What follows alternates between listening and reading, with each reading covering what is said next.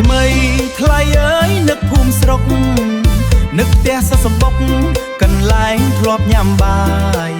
មិត្តភ័ក្តិបងប្អូនបែកចិត្តចិត្តខ្ចាយនឹកឃើញហើយស្ដាយចិត្តចង់ជួបជុំ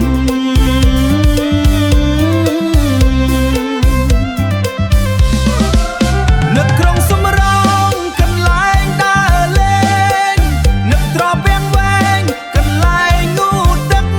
បឹងស្នោតពិសីពិសីកន្លែងអង្គុយផឹកថានឹកអើយនឹកងើនឹកណាម្ដាយអើយអូអូសង្សារបងឮគេថាស្រស់ជីវ៉ារៀបការក្រោយចូលឆ្នាំ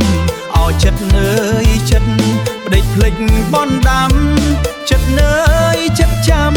កំរឿងស្នេហា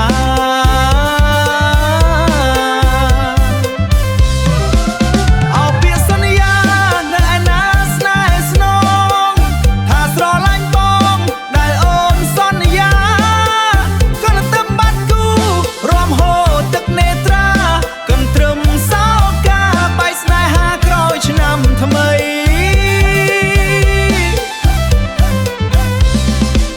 នឹកសួនសំរោងនឹកការរីកថ្មី